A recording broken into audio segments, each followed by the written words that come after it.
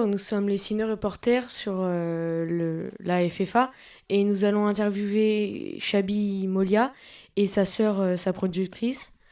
Alors Chabi, pouvez-vous nous résumer le film s'il vous plaît? Je vais essayer de pas trop dire de choses, mais c'est l'histoire d'un père et d'un fils qui font des arnaques au porte-à-porte. Et le père aime beaucoup son métier, c'est un artisan de l'escroquerie. Et le fils, lui, aide son père, mais il rêve en secret d'une autre vie, et d'une vie qui le mènerait plutôt du côté du théâtre ou du cinéma. Merci. Alors, quelles sont vos sources d'inspiration artistique en général, en fait, pour vos films? Alors, j'ai pas de source d'inspiration en général, j'ai plutôt pour chaque film, chaque projet, parce que je fais des choses assez différentes. Euh, je sens bien que ce que j'ai envie de faire a en partie déjà été fait ou s'approche de quelque chose. Et quand j'ai commencé à travailler sur Comme des Rois, je pensais en particulier à Ken Loach.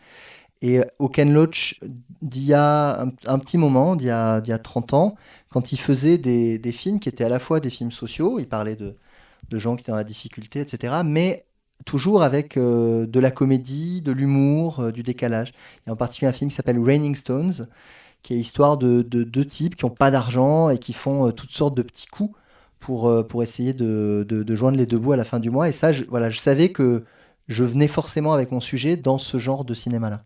Alors, c'est des sources d'inspiration un peu anglo-saxonnes. Enfin, vous êtes Ken Loach, est-ce qu'il y en a d'autres? Parce que on a vu que vous étiez dans le lycée français de Londres et que dans le film, on voit plusieurs fois des allusions. Enfin, on parle directement de Shakespeare. Donc, est-ce qu'il y en a d'autres C'est vrai que ça. Non, alors je m'étais pas fait cette réflexion, mais c'est vrai que d'avoir grandi. Enfin, donc j'ai passé de 15 à 17 ans, j'ai été à Londres. Et Christy, elle a passé un an en Australie aussi. Et c'est dans des périodes assez décisives de l'adolescence où les goûts se forgent.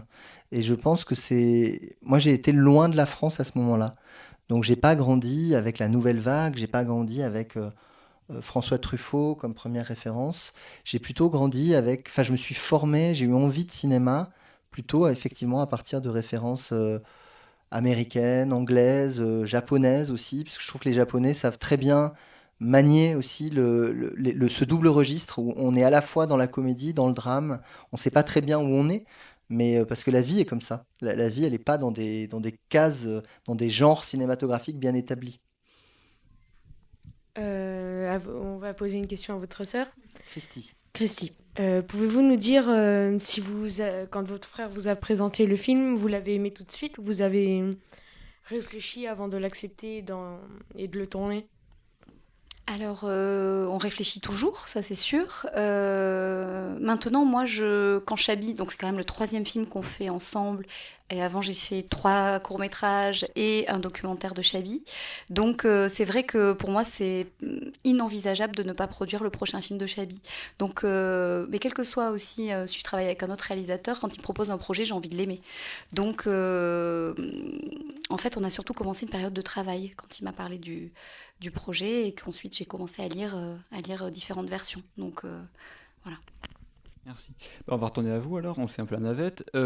Comment travaillez-vous l'atmosphère, je pense notamment à la scène dans le port, qui est très travaillée, on voit bien hein, l'atmosphère.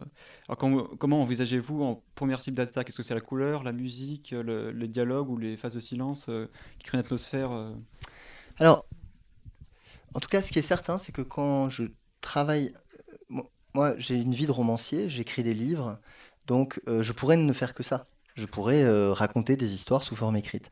Quand je décide d'aller vers le cinéma, c'est parce que j'ai envie de cinéma, j'ai envie de ce que le cinéma peut m'apporter et que je ne trouve pas en littérature. Donc j'ai envie d'un certain type de mise en scène, de certains types de cadrage, d'un certain type de montage, et puis j'ai envie d'ambiance visuelle qui me plaise. Et donc un des moteurs de mon écriture, c'est par exemple les décors.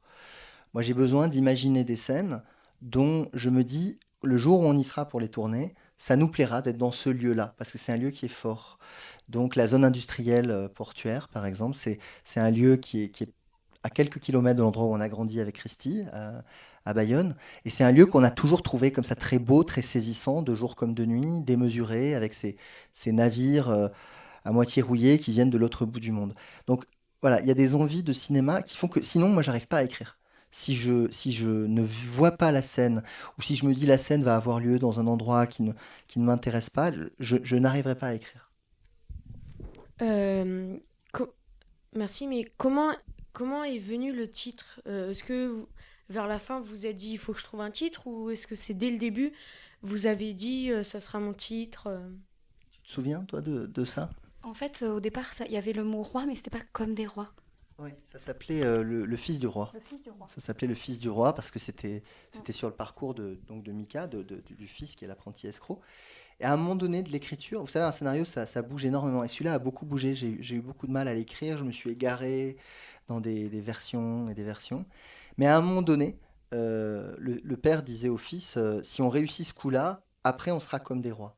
Et là, j'ai eu l'impression de trouver une formule qui était c'est une expression qui est courante et c'est cette idée que ça ira mieux demain, quoi. Et puis on n'est jamais très très loin, on est à deux doigts que ça aille mieux. Et on est tous comme ça, on a tous ce sentiment que si on fait ce petit truc-là, on sera comme des rois, tout ira bien. La phrase a disparu du scénario, donc elle n'est pas dans le film, mais l'idée est restée et le titre me plaisait. Moi j'aime bien les titres qui ont une part un peu d'ironie, c'est-à-dire c'est voilà, comme des rois, ça peut sembler princier, puis en même temps, bah, c'est Cadmerade et Casey Moteklein qu'on imagine, bon, l'affiche n'est pas encore faite, mais enfin, voilà, on imagine qu'il y aura un peu peut-être un sourire à voir ce titre royal et à voir ces deux personnages qui se débattent hein, avec les difficultés du quotidien. Justement, on a appris lors de la projection, avec les questions après, qu'il y avait une scène pour laquelle vous avez écrit le scénario que vous avez retiré ensuite. Alors, est-ce que c'est cette scène-là où on disait on sera comme des rois, qui a été, parce que je crois pas qu'on le voit dans le film, je crois. Et est-ce que vous pouvez nous la raconter aussi, parce que ça nous intéresserait? Mais non, je ne vais pas la raconter, ça va rester dans le secret de notre atelier d'écriture. Mais je vais vous dire peut-être pourquoi ça marchait pas. C'était une scène, le film est dans un double registre comme ça, c'est des choses graves, hein, c'est des gens c'est une famille qui se bat pour éviter d'être expulsée de chez elle, c'est une famille qui ne sait pas si le mois prochain ils auront un toit. Et en même temps, il y a de l'humour parce que même dans les situations les plus désespérées, il peut y avoir de l'humour. Et j'avais écrit une scène où il se passait quelque chose de tellement grave que derrière, il n'y avait plus de place pour l'humour. Et donc que mon film, il était en quelque sorte défiguré par cette scène. Cette scène, c'était comme voilà, une grande rayure dans un tableau qui fait que vous pouvez plus voir autre chose. Et donc la deuxième partie, les gens lisaient, ils me disaient mais je comprends pas, on sourit moins. Et je disais mais pourtant il y a telle blague, il y a telle blague, il y a telle... Et oui, sauf que une scène avait eu lieu qui était tellement dure, tellement sombre, qu'en fait, elle étouffait toute la suite du film. Voilà. Et un jour, je raconte à un ami mon projet de scénario, je lui raconte l'histoire et je m'aperçois que je mentionne pas cette scène, que pourtant je croyais être une scène clé. Et donc je me dis, mais en fait, l'histoire que je raconte, elle tient très bien sans cette scène. J'ai pas besoin de cette scène-là. J'ai pas besoin d'aller dans quelque chose d'aussi noir, d'aussi dramatique, d'aussi voire peut-être même mélodramatique. Et parfois c'est ça. Parfois, vous voyez, le curseur, il est pas au bon endroit. Et là, le curseur, il était monté trop haut dans le drame. J'ai enlevé la scène. J'ai beaucoup réécrit, mais quelque part, l'histoire, elle était déjà là. Voilà. J'avais pas besoin de ça. Donc, elle est partie. Merci. Et quand Joseph regardait un portrait, on suppose que c'est le portrait de son père, est-ce que c'était en rapport avec sa relation avec son fils dans le film, ou est-ce que c'était parce que son père était mort et qu'il y pensait souvent? Il dit assez vite, assez tôt dans le film, il fait des reproches à son fils en lui disant tu t'y prends mal dans les arnaques, il faut faire comme ci, comme ça, comme ça. Et comme il s'en veut d'engueuler son fils, il lui dit tu sais, moi, mon père aussi, il m'engueulait. Et donc, ce que dit cette petite phrase, c'est simplement qu'il y a une filiation. Dans le film, Joseph donc Cadmerade, c'est le père, mais le père a aussi été un fils. Et il a aussi été un fils voilà, qui était sous la domination d'un père. Donc, ils sont en train de reproduire un schéma familial. Moi, je m'intéresse beaucoup à cette question de la filiation parce que je suis père depuis peu de temps et Christy est mère depuis peu de temps. Je pense que ça nous questionne de se dire qu'est-ce qu'on transmet. Et avec les meilleures intentions du monde, on se rend bien compte quand on est jeune parent qu'on ne fait pas tout comme il faudrait et que malheureusement on transmet des peurs, on transmet des mauvais réflexes, on transmet des choses à nos enfants. Et donc la question de l'héritage, elle m'importe, quoi. Et le film est là-dessus. Le film est sur ce jeune homme qui a un père qui veut faire le bien, qui veut aider sa famille, qui veut s'assurer que tout le monde aura de quoi manger tous les jours, que tout le monde aura un toit où dormir chaque semaine, et qui en même temps, bah, pour arriver à ses fins, est obligé de dominer son fils jusqu'à étouffer ses désirs, voilà, jusqu'à ne pas laisser de place à ses désirs pour exister. Donc c'est la question du rapport père-fils, qui est une question voilà, éternel, hein, mais que le film repose autour de ces arnaques. Alors, d'accord. Et aussi, justement, avec ce relation père-fils, la scène commence, la première scène, je crois, où on suit justement le fils qui est suivi avec une caméra à l'épaule, qui sort de l'appartement, comme un documentaire en fait. Et ensuite, après, on voit beaucoup Cadmerade, donc la figure du père. Qui est le personnage principal de ce film? Est-ce qu'il y en a un déjà, ou est-ce que c'est les deux? Au début, on était persuadé que c'était l'histoire d'un fils. Et c'est pour ça que d'ailleurs que le titre de travail, c'était Le Fils du Roi.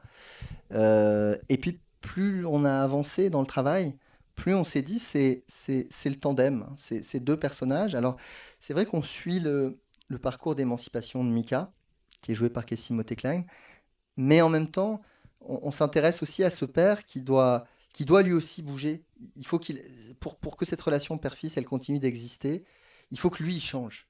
Donc c'est souvent, votre personnage principal, on dit, c'est le personnage qui doit changer. Et c'est le personnage qu'on voit évoluer. Et dans ce film, bah, c'est deux personnages qui vont devoir changer pour préserver leur relation père-fils.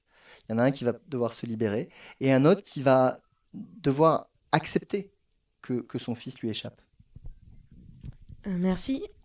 Christian, on veut vous poser une question. Sans paraître indiscret, le coût du film était-il énorme ou, vu qu'il a été tourné en France, était-il normal? Non, en Enfin, fait, c'est un petit film, c'est un film d'auteur, donc c'est pas un gros film du tout, avec des moyens corrects pour faire le film.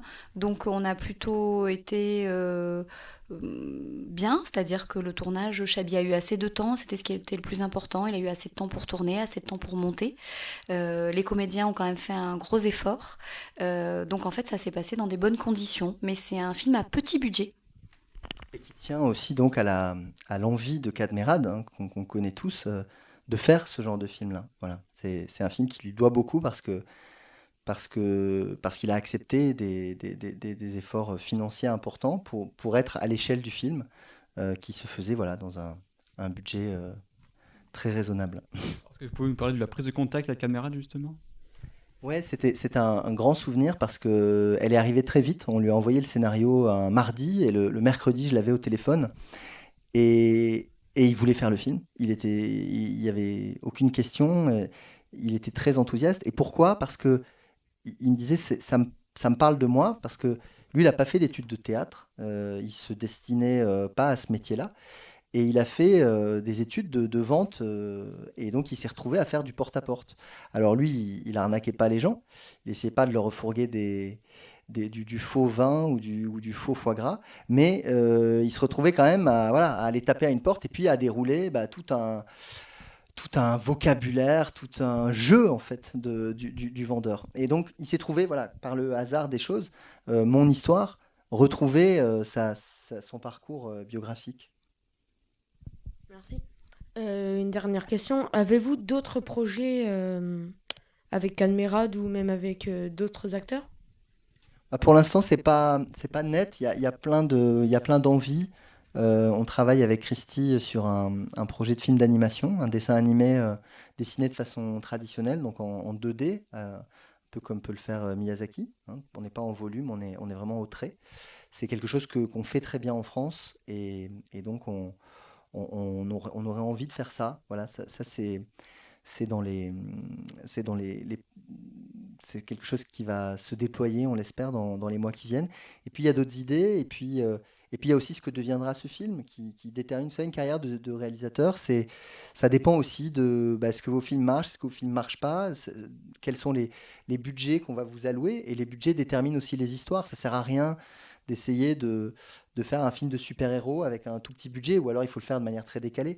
Donc selon l'endroit où on se trouve par rapport à ce qui est devenu un film, eh ben, on va aller vers une histoire parce qu'on se dit, voilà, ça, je vais enfin avoir les moyens de la raconter. Ou bien, là, je vais avoir peu d'argent, mais alors qu'est-ce que je peux raconter d'intéressant et d'ambitieux avec des moyens limités? Voilà. Beaucoup de gens souffrent de ça. Moi, je le vis plutôt. Je suis plutôt intéressé par la manière dont, pour moi, faire du cinéma, c'est jouer avec ces contraintes-là. Voilà. Plutôt que de le déplorer, j'essaie de me dire, avec ce budget-là, qu'est-ce que je peux raconter d'intéressant? Comment je peux faire du cinéma? Et je trouve que jouer avec les contraintes, ça fait partie des intérêts de ce métier. Merci, je crois que ça sera tout pour cette fois. Merci à vous, Merci à vous. d'être venu. Donc, Comme des rois, c'est votre film donc, qui n'est pas encore sorti pour l'instant, mais je pense Qui sort le 18 avril 2018. Dans un petit moment, il va falloir attendre. qu'on est tous impatients. Merci d'être venu. Merci.